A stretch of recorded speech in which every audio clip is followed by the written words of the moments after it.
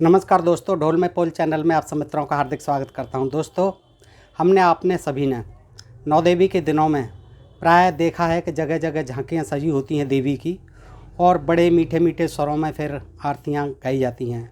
उनमें से एक बड़ी पॉपुलर आरती है, हमने और आपने सबने सुनी है। चंड मुंड संहारे सौड़ित बीज हरे, देवी सौड़ित बीज हरे, मधु कैटभ दो मारे, मधु कैटभ दो मारे, सुर भय ही न करे, जय जय जय अम्बे गौरी। ये आरती जो है मधु कैटभ दो मारे और सुर भय ही न करे। ये मधु कैटभ क्या बला थे दोस्तों? आज हम इस प्रकरण को देखते हैं। बड़ा ही रोचक प्रकरण है ये, इसमें श्रीमद् देवी भागवत में, और ये पृष्ठ 36 पर दिया हुआ है। दोस्तों, ये मधु कैटभ जो है कौन थे और इनसे कौन परेशान हुए और किसने मारा, कैसे मारा, ये बड़ा रोचक प्रसंग है। आइए सुनते हैं बगैर किसी विलंब के। आपसे अनुरोध करता हूँ कि इस प्रसंग को आप पूरा सुनें, आपको बहुत आनंद आएगा और साथ ही पता चलेगा कि देवी के आगे ये तीनों ही देवता ब्रह्मा विष्णु महेश कितने नतमस्तक रहते थे, कितने ही बलहीन थे और उनकी स्तुति किस प्रकार करते थे। और इस पुराण में ये दिखाया गया है कि ब्रह्मा विष्णु महेश नहीं, जग की सृष्टा जो हैं वो देवी भगवती हैं। तो दोस्तों, इसमें भगवती का वर्णन है, आइए देखते हैं। प्राचीन समय की बात है, ये हर कहानी में यही लिखा होगा। प्राचीन समय की बात है, संतिथि कुछ नहीं होती है उस समय की। तो प्राचीन समय की बात है, मान लेते हैं कि प्राचीन समय की बात है। सूत जी कथा सुना रहे हैं। प्राचीन समय की बात है, त्रिलोकी जलमग्न हो गई थी, यानी तीनों लोग पानी पानी हो गए, कुछ नहीं बचा, पानी पानी हो गए तीनों लोकों में। केवल भगवान विष्णु शेषनाग की सैया पर सोए हुए थे। बस शेषनाग की सैया मिल गई थी उन्हें सागर में। अब पता नहीं वो सागर कहाँ भरा हुआ था, जब पृथ्वी नहीं थी तो जलमग्न हो गई थी, और शेषनाग की सैया पर सोते रहते थे भगवान विष्णु जी। उनके कान की मैल से, देखिए ये ताज्जुब की बात है, उनके कान की मैल से मधु और कैटभ नामक दो दानव उत्पन्न हो गए। मधु और कैटभ ये नाम रखे गए, और दो दानव जो है भगवान विष्णु के कान के मैल से पैदा हो गए। समयानुसार उस समुद्र में ही वे प्रतापी दैत्य तरुण हो गए। अब इधर उधर जाकर उनका खेलना कूदना आरंभ हो गया। एक समय की बात है, वे स्थूल काय दानव समुद्र में खेल रहे थे। इतने में ही दोनों भाई मन ही मन सोचने लगे, बिना कारण कार्य का होना असंभव है। सब जगह यही नियम लागू है, आधार के बिना आधे किसी प्रकार ठहर नहीं सकता। हम यहाँ कैसे उत्पन्न हुए, हमारे कौन जन्मदाता हैं, हमारे जन्मदाता पिता कहाँ हैं, ऐसा विचार वो करने लगे। इत्यादि प्रश्न उनके मन में उत्पन्न हुए, और उन्होंने निश्चय किया कि हमें यह बात अवश्य जान लेनी चाहिए कि आखिर में हम यहाँ पैदा कैसे हुए जल पर, और हमारे पिता कौन हैं।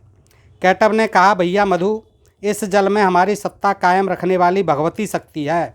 ये भी जानते थे वो। कैटभ कहने लगा कि भैया मधु, इस जल में हमारी सत्ता कायम रखने वाली भगवती शक्ति है, उनमें अपार बल है, वे शक्ति कभी नष्ट नहीं होती। मेरी समझ से वे ही इस कार्य की कारण हैं, हमारे उत्पन्न होने का कारण वही हैं। उन्होंने इस विस्तृत जल की रचना की है, इस जल की रचना उन्होंने की है, और उन्हीं के आधार पर यह जल ठहरा भी है। उन्हीं देवी के आधार पर यह सारा समुद्र ठहरा हुआ है। वे ही परम आराध्या शक्ति हमारी उत्पत्ति में कारण हैं। इस प्रकार वास्तविक रहस्य जानने के लिए मधु और कैटभ का मन व्यस्त था। अभी बुद्ध किसी निर्णय तक न पहुंच सकी थी। इतने में ही आकाश में गूंजता हुआ सुंदर बाग बीज सुनाई पड़ा। कोई आवाज़ सुनाई पड़ी, सुनकर वे दोनों उसका अभ्यास करने में तत्पर हो गए। तब उस बाग बीज की आकृति आकाश में इस प्रकार चमक उठी मानो बिजली कौंध रही हो। फिर तो उन्होंने विचार किया कि यही मंत्र है, यह कोई मंत्र है जो बोला जा रहा है, इसमें कुछ भी संदेह करने की बात नहीं है। ध्यान लगाया तो उसी सगुण मंत्र की झांकी उपलब्ध हुई, झांकी भी उपलब्ध हो गई सगुण मंत्र की। अब तो वे उसी मंत्र का ध्यान और जप करने में लग गए। अन्न जल छोड़ दिया, मन और इंद्रियों पर विजय प्राप्त कर ली। यों 1000 वर्ष तक उन्होंने बड़ी कठिन तपस्या की। फिर तो वह परम आराध्या शक्ति मधु और कैटभ पर प्रसन्न हो गई, वही आराध्या देवी। उस समय वे निश्चिंत होकर तप कर रहे थे। उनकी स्थिति देखकर शक्ति का मन कृपा से ओतप्रोत हो गया, देवी का मन। अतः आकाशवाणी होने लगी, दैत्यो, तुम्हारी तपस्या से मैं प्रसन्न हूँ, इच्छानुसार वर मांगो, उसे मैं पूर्ण कर देती हूँ। सूत जी कहते हैं, इस प्रकार की आकाशवाणी सुनने के पश्चात मधु और कैटभ ने कहा, सुंदर व्रत का पालन करने वाली देवी, तुम हमें स्वेच्छा मरण का वर देने की कृपा करें। यानी ये वर तो उनके हाथ में होते थे, कब जन्म लेना है, कब मरना है। तो देवी जी, आप हमें इच्छानुसार हमारी मृत्यु और जन्म का वर्णन कर वर दे दीजिए।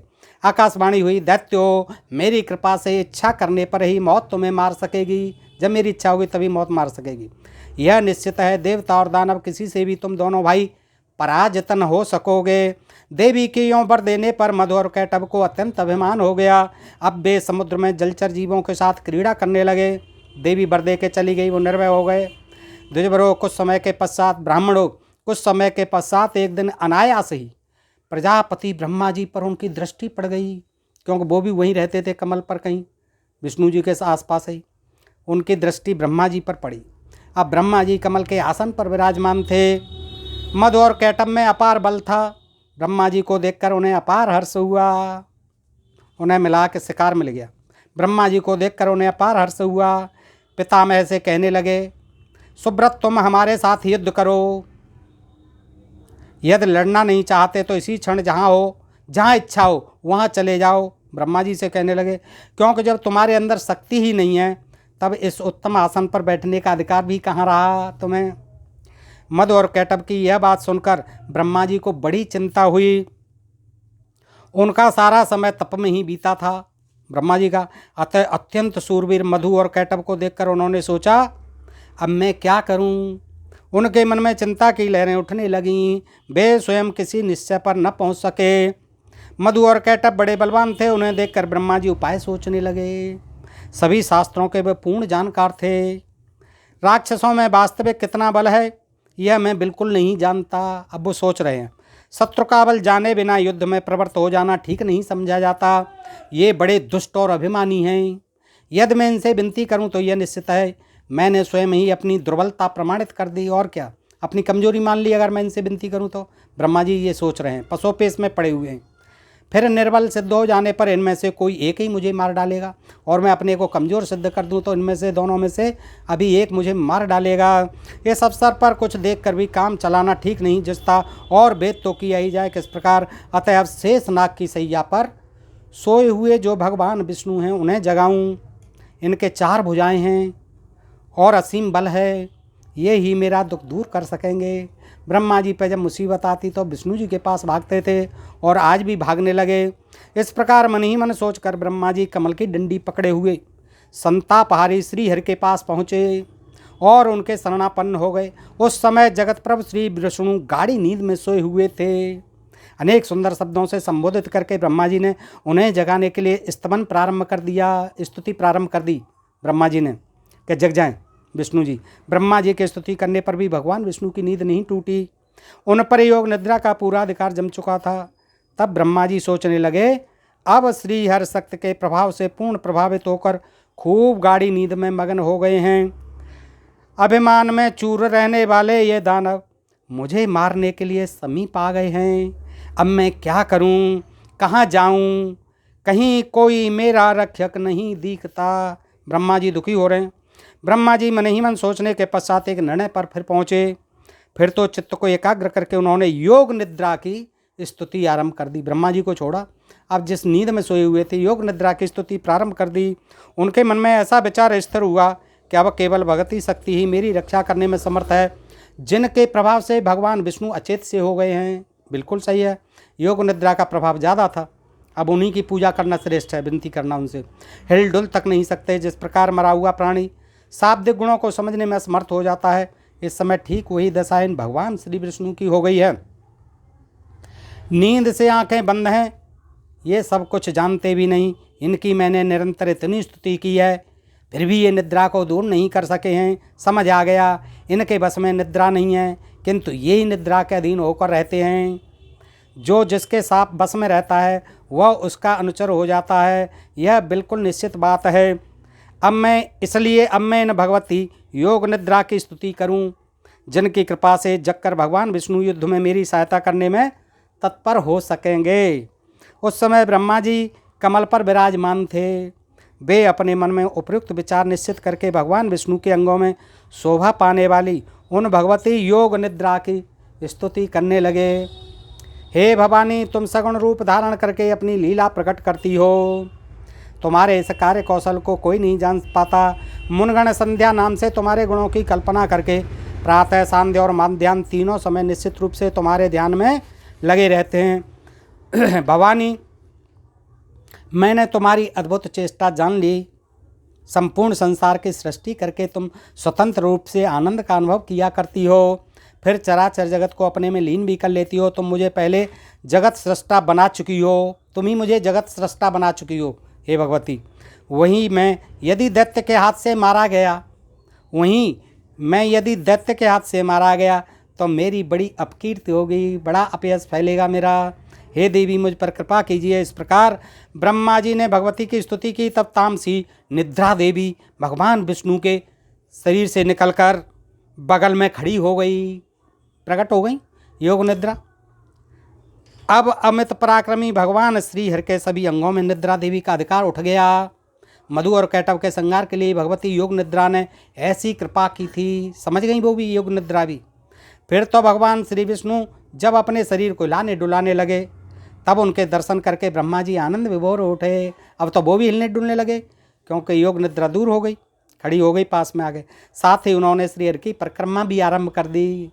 उनको स्तवन करना शुरू कर दिया, पूजना शुरू कर दिया। महाभाग सूत जी इस कथा प्रसंग को जानकर तो हमें बड़ा ही आश्चर्य हो रहा है, क्योंकि वेद शास्त्र पुराण और विज्ञजनों ने सदा यही निर्णय किया कि ब्रह्मा, विष्णु और शंकर ये तीनों सनातन देवता हैं। इनसे बढ़कर इस ब्रह्मांड में दूसरा कोई देवता है ही नहीं। ब्रह्मा जी सारे संसार की सृष्टि करते हैं। जगत का संरक्षण भगवान विष्णु के अधीन रहता है। प्रलय के अवसर पर शंकर जी उसका संहार किया करते हैं। इस जगत प्रपंच के ही तीनों देवता कारण हैं। फिर ऐसे सर्वसमर्थ परम प्रभु भगवान श्री विष्णु योग माया के अधीन होकर कैसे सो गए, ये पूछते हैं, शंका करते हैं सभी ऋषिगण देवतागण। जब जगतगुरु भगवान श्री विष्णु के श्री विग्रह से निद्रा दूर हुई, उनके नेत्र, मुख, नासिका, बाहु, हृदय एवं वक्षस्थल सभी अंगों से निकलकर उस तामसी देवी ने मूर्तिमान हो आकाश में स्थान बना लिया देवी ने। और भगवान बार बार जमाई लेते हुए उठकर बैठ गए। विष्णु जी जमाई लेते हुए बैठ गए। तब उन्होंने देखा वहीं प्रजापति ब्रह्मा जी भयभीत होकर खड़े हैं ब्रह्मा जी देखा। फिर तो महान तेजस्वी श्री विष्णु मेघ की भांति गंभीर वाणी में कहने लगे, पद्मियोन ब्रह्मा जी, आप जब तब छोड़कर यहाँ कैसे आ गए? भगवान, क्यों आप इतने चिंतित हैं? ब्रह्मा जी, आपका मन भय से अत्यंत घबराया हुआ क्यों है? ब्रह्मा जी ने कहा, भगवान, मधु और कैटव नामक दो दैत्य आपके कान की मैल से उत्पन्न हुए हैं। यानी विष्णु जी को ये पता नहीं था, ब्रह्मा जी को पता था कि इनके कान में से निकले हैं, ये दोनों मैल से बने हैं। ऐसे ही पार्वती के मैल से गणेश जी पैदा हो गए थे, बन गए थे। उनका रूप बड़ा ही भयंकर है और वे अपार बली हैं। वे दोनों मुझे मारने के लिए उपस्थित हैं। जगत प्रभु, उन्हीं से डर कर मैं आपके पास चला आया हूँ। भगवान, भय से मेरा कलेजा काँप रहा है और चेतना लुप्त सी हो रही है। अब आप ही मुझे बचाइए। ये हालत है हमारे संसार के सृष्टिकर्ता परमपिता ब्रह्मा जी की। अब विष्णु से किस तरह मनोहार कर रहे हैं कि अब आप ही कुछ करिए, क्योंकि ब्रह्मा जी जो छलबल में बड़े माहिर थे, हर तरह का वेश बना लेते थे, बराह का बना लेते, कब हयग्रीव को मारने के लिए घोड़े का रूप बना लिया था। दोस्तों, ये विचित्र कथाएं, आइए सुनते हैं। ब्रह्मा जी वहाँ विराजिए। विष्णु जी कहने लगे, ब्रह्मा जी यहाँ विराजिए, अब आपका भय समाप्त हो गया। वे मूर्ख अपनी आयु खो चुके हैं। अभी युद्ध करने के लिए वे मेरे पास आएंगे और निश्चय ही मैं उनका वध कर दूंगा। इस प्रकार देवाधिदेव भगवान विष्णु ब्रह्मा जी से कह रहे थे। इतने में ही मतवाले मधु और कैटव दोनों महाबली दानव ब्रह्मा जी को खोजते हुए वहां आ पहुंचे। मुनिवरों, सर्वत्र जल ही जल था। बिना किसी अवलंब के ही निश्चिंत होकर वे दैत्य खड़े थे। उनके सर्वांग में अहंकार भरा था। वे ब्रह्मा जी से कहने लगे, भागकर इसके पास चलाया, क्या इससे बच सकेगा? मधु कैटव दोनों बोले ब्रह्मा से, युद्ध कर, यह देखता ही रहेगा और हम तेरे प्राण हर लेंगे। ये देखता रहेगा विष्णु और हम तेरे प्राण हर लेंगे। यही थी आर्य और अनार्यों की लड़ाई, सुर और असुरों की लड़ाई, दानव और दैत्य और देवों की लड़ाई।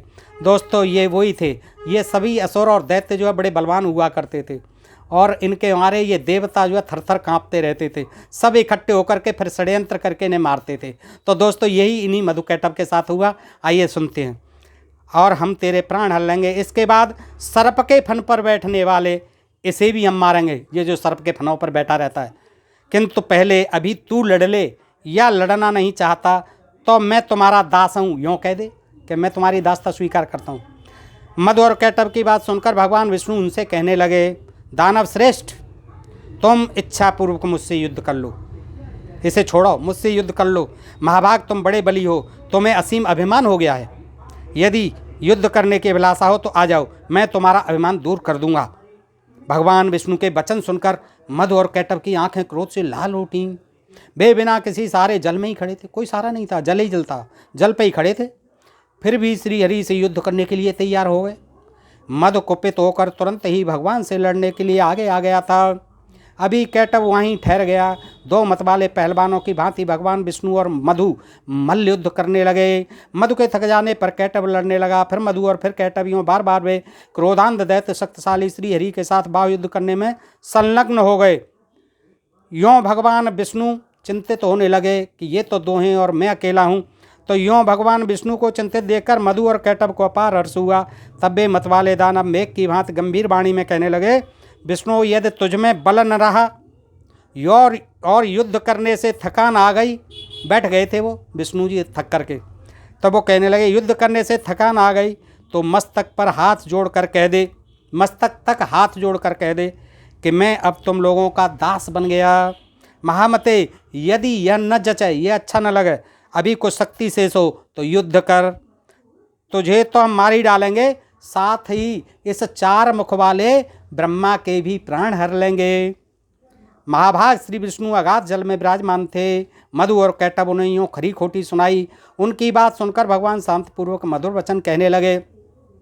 क्या कहने लगे? भगवान बोले, जो थक गया हो, जो डरा हो, जिसके हथियार गिर पड़े हों, अपनी व्यवस्था दिखाने लगे मधु कैटभ के आगे, स्वयं गिर गया हो अथवा अभी जो बालक हो, इन पर सूरवीर पुरुष प्रहार नहीं करते, यही सनातन धर्म है। इस युद्ध भूमि में तुम्हारे साथ मैंने 5000 वर्षों तक लड़ाई की है, मैं अकेला हूँ और समान बल वाले तुम दो भाई लड़ रहे हो। तुम दोनों समय समय पर जैसे विश्राम कर लेते हो, वैसे ही मैं भी कुछ विश्राम करके युद्ध करूँगा, इसमें क्या संदेह है। माना तुम दोनों महान मत वाले सूरवीर हो, परंतु कुछ समय तक ठहरो, मैं विश्राम कर लूँ, फिर मैं न्यायपूर्वक युद्ध आरंभ करूँगा। भगवान विष्णु का उक्त वचन सुनकर दानव श्रेष्ठ मधु और कैटभ शांत हो गए। फिर युद्ध होगा यूँ निश्चित करके कुछ समय के लिए वे दूर जाकर खड़े हो गए। चतुर्भुज भगवान विष्णु ने देखा मधु और कैटभ यहाँ से बहुत दूर चले गए हैं, तब उन्होंने उनकी मृत्यु क्यों नहीं होती इसका कारण सोचा। विचार करने पर ज्ञात हुआ कि भगवती ने इन्हें वरदान दिया है, ये जब चाहेंगे तभी मृत्यु इनके पास आएगी। अब उन्होंने खोज कर ली। इसका राज क्या है कि ये इसलिए निर्भय हैं और डर नहीं रहे हैं कि इनको भगवती ने वरदान दिया हुआ है कि जब तक ये नहीं चाहेंगे, देवी नहीं चाहेंगी, जब तक कि ये मरेंगे नहीं। इसी से ये शांत भी नहीं होते। मैंने व्यर्थ में इतनी ही घोर लड़ाई की, मेरे परिश्रम का कुछ भी फल न मिला। ये कैसे मरेंगे, यह ठीक जाने बिना अब मैं युद्ध करूं भी किस प्रकार। ये दानव के प्रभाव से घमंड में चूर हो रहे हैं, सदा मुझे दुख देना इनका स्वभाव ही बन गया है। बिना युद्ध किए मरेंगे भी कैसे। भगवती वर दे चुकी है, वह उसे टाल भी नहीं सकती। भगवान विष्णु यों सोच रहे थे, इतने में ही मन को मुग्ध करने वाली भगवती योग निद्रा के उन्हें दर्शन हुए, आ गईं।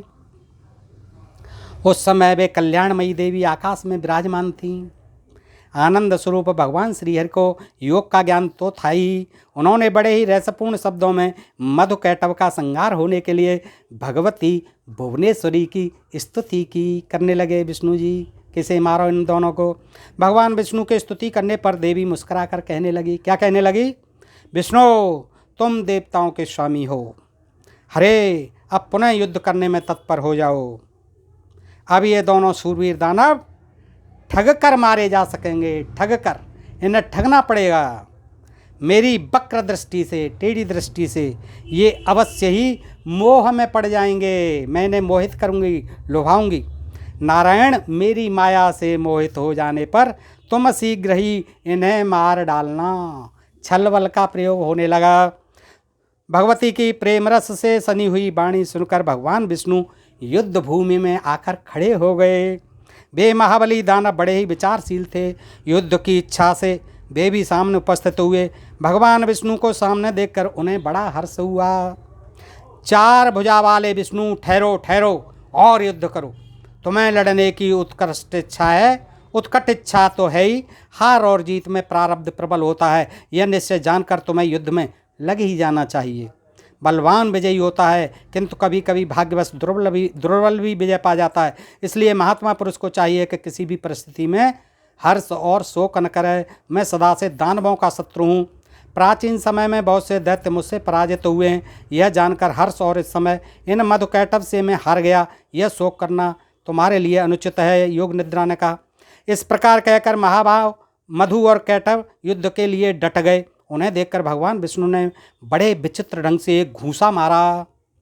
महाबलाभिमानी उन दैत्यों ने भी भगवान पर घूंसों से चोट पहुंचाई। यों परस्पर घोर युद्ध होने लगा। मुख्य घूंसों का युद्ध होने लगा। लड़ते हुए उन अपार बलशाली दानवों को देखकर भगवान श्रीहरि ने कातर भाव से भगवती की ओर दृष्टि फेरी। कातर भाव से भयभीत होते हुए उन्होंने अब भगवती की ओर दृष्टि फेरी विष्णु जी ने। उस समय भगवान करुणा रस से भीगे से गए थे, करुणा रस से भीग गए थे, रो रहे थे, आंसू बहा रहे थे। उन्हें देखकर भगवती ने अट्टहास किया, गरजने लगीं। उनकी आंखें लाल हो गई थीं। साथ ही उन्होंने कामदेव के बाणों की तुलना करने वाले अपने कटाक्ष भरे नेत्रों से उन दैत्यों को आहत कर दिया। अपने नैनों से, चंचल नैनों से भगवती मुस्कुराती हुई तिरछी नज़रों से उनकी ओर देख रही थीं। उनके इस अवलोकन में प्रेम और मोह भरे थे। फिर तो भगवती की तिरछी चितवन को देखकर दुरात्मा मधु और कैटभ तुरंत मोहित हो गए, उनकी ऊपर मोहित हो गए। मदन सरों से, कामदेव के बाणों से उनका मन व्यथित हो उठा। यह कैसा मनोहर अद्भुत दृश्य सामने आ गया। यों मानते हुए वे अपनी विस्तृत छटा दिखाने वाली देवी की ओर देखते रह गए। भगवान विष्णु काम साधने में सतर्क तो थे ही। वे देवी के अभिप्राय को देखकर समझ गए कि अब दैत्य मोहित हो चुके हैं। फिर तो हंसकर मेघ की भांत गंभीर वाणी में उन्होंने मधुर शब्दों में कहा, वीर तुम्हें जो इच्छा हो वर मांग लो। विष्णु जी कहने लगे, अब तुम मुझसे वर मांग लो। मैं तुम्हारे युद्ध कौशल से अत्यंत प्रसन्न होकर अवश्य वर देने को तैयार हूँ। कहाँ युद्ध हो रहा है, कहाँ आप खुश हो गए और उनको वर देने को तैयार हो गए। प्राचीन समय में युद्ध करने वाले बहुतेरे दानव मेरे सामने आए, किंतु मैंने तुम्हारे समान न तो किसी को देखा और न सुना। तुम बड़े ही अनुपम बलवान हो, अतः मैं तुमसे बहुत प्रसन्न हूँ। अपार बलशाली दानवों, तुम दोनों भाइयों के अभिलाषा में अवश्य पूर्ण करूँगा। कहाँ युद्ध हो रहा है, कहाँ वरदान दे रहे हैं, कहाँ देवी पर वो आसक्त हो रहे हैं, कहाँ देवी जी भी उनको छलने के लिए आ गईं। उस समय मधु और कैटभ काम से आतुर थे। देखिए, काम से आतुर हो रहे थे। उन्हें अपने बल का अभिमान तो था ही। उनकी आंखें कमल के समान थीं। जगत को आह्लादित करने वाली भगवती महामाया सामने विराजमान थीं। भगवान विष्णु का वचन सुनकर भी दानवों की आंखें देवी की ओर लगी रहीं। अभिमानी वे भगवान श्रीहरि से कहने लगे, विष्णु, हम मांगने नहीं आए हैं। तुम हमें क्या दे सकोगे? देवेश, तुम्हें ही हम देने को तैयार हैं। हम याचक नहीं, हम तो उदार दाता हैं। ऋषिकेश, तुम्हें जिस वर की अभिलाषा हो हमसे प्रार्थना करो, तुम हमसे मांगो। वासुदेव, तुम्हारे इस अद्भुत युद्ध से हम बड़े प्रसन्न हैं। मधु और कैटभ की बात सुनकर भगवान विष्णु ने कहा, यदि तुम लोग अब मुझ पर प्रसन्न हो और वर देना चाहते हो तो बस दोनों मेरे हाथ से मौत स्वीकार कर लो। क्या अद्भुत वर मांगा विष्णु जी ने कि तुम मुझसे खुश हो और वर मांगना चाहते हो तो मेरे हाथों से मर जाओ, ये वर दे दो। तदनंतर भगवान श्रीहरि की बात सुनकर मधु और कैटभ महान आश्चर्य में पड़ गए। वे बोले कि हम तो ठग गए। मानकर खड़े रह गए। उनके मुख पर शोक की घटा गिराई। सर्वत्र जल भरा था, कहीं भी प्राकृतिक भूमि नहीं दिखती थी। यह मन में विचार कर वे भगवान से कहने लगे, जनार्दन, तुम देवताओं के स्वामी हो, तुमने भी पहले वर देने की बात कही है, तुम कभी झूठ नहीं बोलते, अतः हमारा भी अभिलषित वर दे दो हमें। तुमने भी वर देने की बात कही है पहले। माधव हमारा वर यही है, हमें ये दो कि जल शून्य विस्तार वाले स्थान पर हमारा वध करो, जहाँ जल नहीं हो, यानी जहाँ पृथ्वी हो वहाँ हमारा वध करो। हमसे तुमसे मौत स्वीकार कर ली, किंतु तुम भी वचन का पालन करना। हमने तो तुमसे मौत स्वीकार कर ली, लेकिन तुम हमें मार रहे हो तो पृथ्वी पर मारो जहाँ जल नहीं हो। तब भगवान ने सुदर्शन चक्र को याद किया। अब तक सुदर्शन चक्र को याद नहीं किया था, मुक्कों से ही काम चला रहे थे। तब भगवान ने सुदर्शन चक्र को याद किया। साथ ही वे हंसकर कहने लगे, महाभाग, जलशून्य विस्तृत स्थान पर ही तुम्हें मार रहा हूँ, जलशून्य विस्तृत स्थान पर ही तुम्हें मार रहा हूँ। यों कहकर देवादिदेव भगवान विष्णु ने अपनी विशाल जांघें फैलाकर जल पर ही, जल रहित स्थान मधु और कैटभ को दिखा दिया। जल पर ही अपनी जांघें बिछाकर फैलाकर जलहीन स्थल दिखा दिया। साथ ही कहा, इस स्थान पर जल नहीं है, अब तुम अपना मस्तक दे दो, अब तुम तैयार हो जाओ, कट जाओ। आज से मैं भी सत्यवादी रहूँगा और तुम भी, दोनों का वचन पालन हो जाएगा। भगवान का यह कथन सुनकर उसकी सत्यता पर वे विचार करते रहे। तत्पश्चात अपने 4000 कोष वाले विशाल शरीर को उन्होंने स्वयं मृत्यु के मुख में डाल दिया। देखिए गजब, 4000 कोष का उनका शरीर था मधुकैटभ का, और उन्होंने स्वयं ही मृत्यु के मुख में डाल दिया। न देवी ने मारा, न विष्णु के चक्र ने मारा, वो उन्होंने स्वयं ही मृत्यु के मुख में अपने को घुसेड़ दिया। ये 4000 कोष वाला विशाल शरीर दोनों का। उस समय भगवान ने अपनी जांघें सटा ली। यह देखकर मधु और कैटभ को बड़ा आश्चर्य हुआ। उन विचित्र जांघों पर मस्तक रखने के लिए भगवान ने दैत्यों से कहा, अब जा पर रखो, यह है जमीन बगैर पानी की। जांघों पर 4 कोष के शरीर को रखा उन्होंने, 4000 कोष वाले शरीर को रखा, उन्होंने मस्तक रख दिए। तब भगवान ने उनके मस्तकों को चक्र से काट डाला। अब काट डाला। तदनंतर मधु और कैटभ के प्राण पखेरु उड़ गए। वो तो उड़ ही जाने हैं जब काट डाला तो। उस समय सारा समुद्र उन दैत्यों के रक्त और मज्जा से व्याप्त हो गया। सारा समुद्र उनके खून और चर्बी से, बसा से, मज्जा से व्याप्त हो गया। मुनीश्वरों, तभी से पृथ्वी का नाम मेदिनी पड़ गया। मेदा यानी बसा, उनकी मेदिनी पड़ गया। पृथ्वी पर बसा ही बसा हो गई। अब वो पृथ्वी तो थी ही नहीं, जांघों पर मारा था 4000 कोष के लोगों को। इसीलिए मिट्टी खाना निषेध माना जाता है, क्योंकि मिट्टी अपवित्र हो गई। इस पर राक्षस मारे थे मधु कैटभ। दोस्तों, ये कथा थी, बड़ी विचित्र है, और इससे आप देखेंगे कि किस तरह से ये मनगढ़ंत कहानियाँ बना दी गई हैं। जे बेसिर पैर की कथा कहानियाँ हैं, और इनको ग्रंथ का रूप दे दिया गया है, और आज भी इनका जगह जगह कथा कहानियों के रूप में प्रसारण किया जा रहा है, और उससे अपना धंधा चलाया जा रहा है। क्या औचित्य है इनका, इन ग्रंथों का क्या औचित्य, ये कौन सा विज्ञान है, समझ में नहीं आता। ये हमारे देश को कहाँ ले जाएंगे। इस वैज्ञानिक युग में भी ये अवैज्ञानिक बातें प्रसारित हो रही हैं। दोस्तों, ये सोचने का विषय है। ऐसे ही प्रसंग सुनते रहने के लिए ढोल में पोल चैनल को सब्सक्राइब करते रहें। दोस्तों, सुनते रहें। सुनने के लिए बहुत बहुत धन्यवाद। जय हिंद, जय भारत।